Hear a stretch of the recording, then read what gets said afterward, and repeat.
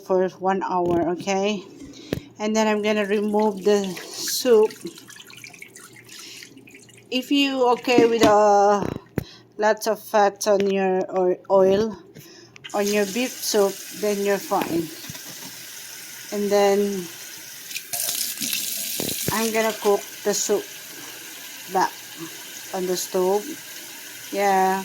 And also guys, when you're boiling this, make sure when you make the tender your beef, make sure you put lots of water so it won't run out. Yeah, now I'm gonna boil our beef starting to boiling again. This beef, like I said, I boiling earlier for 1 hour and rinse it out the water so it's not that much oily or not that much fats on my soup. And I'm gonna put my carrots now. My carrots, sorry. The potato. Yeah.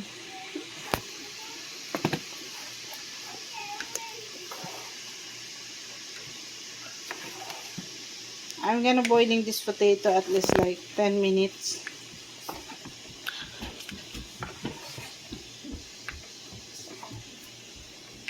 Don't stir so the vegetable it won't get soggy.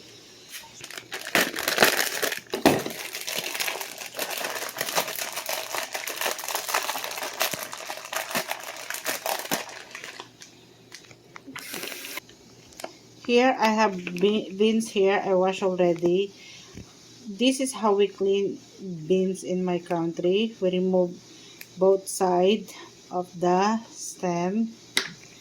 And that's it. You don't need to slice guys because it's for soup. The other side of the stem. Now guys, after 30 minutes, let's check. We just want to make sure our potato is tender enough. So what we're gonna do, but not too much tender because we need to put some of the vegetables still, okay? Oh guys, you can put onion, I forgot that. Yes, that's good.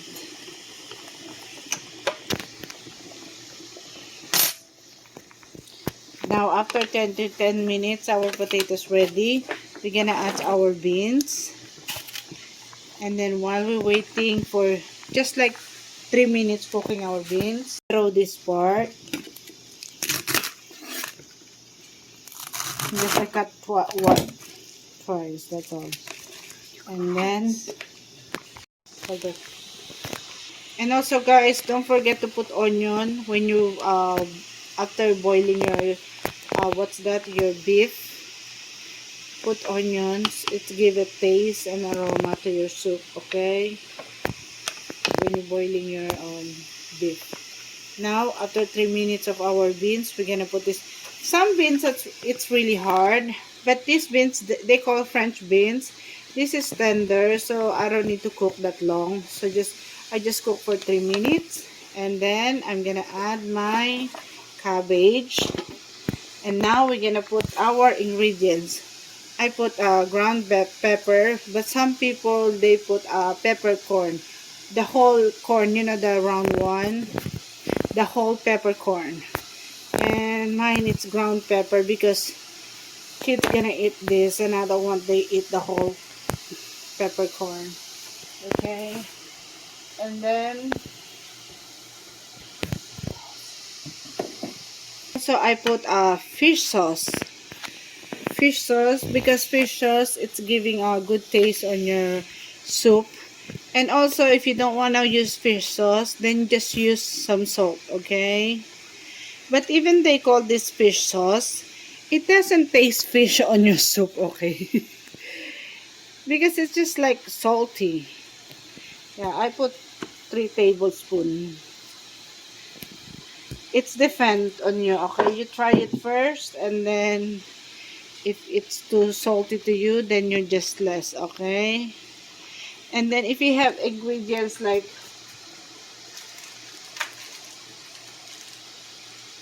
this, we call this magic syrup. It's really good for the food.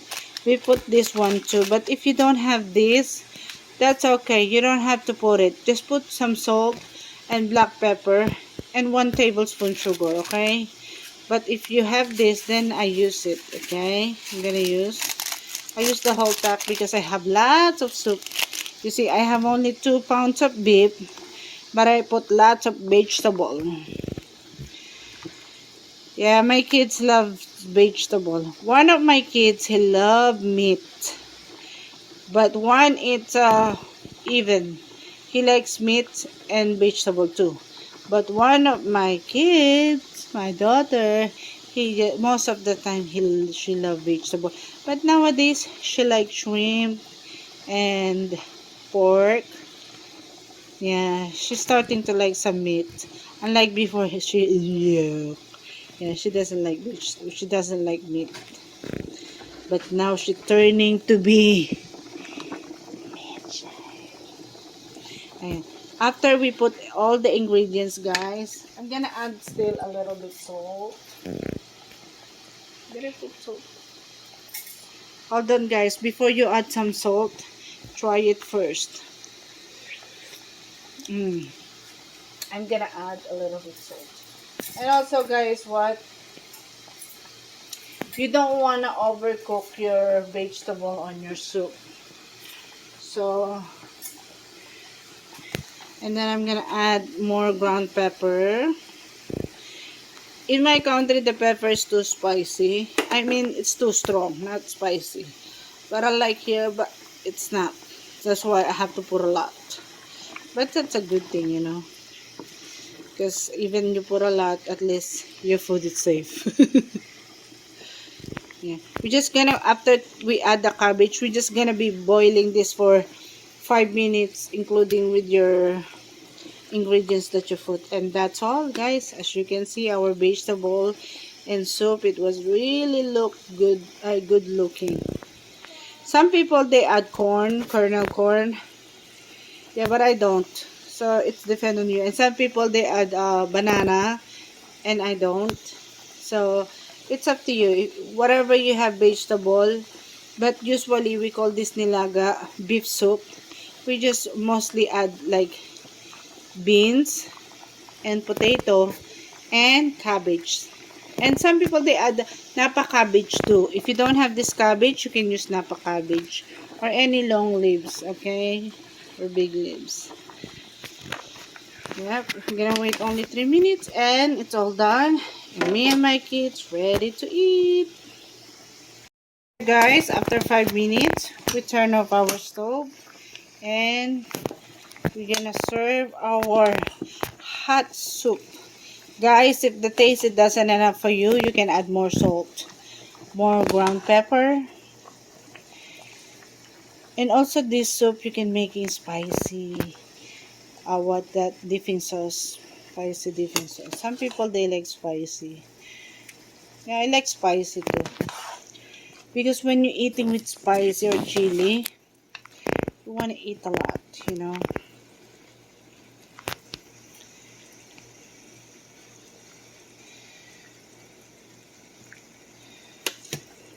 Yeah. Very simple this soup, but the taste, it's healthy and yummy.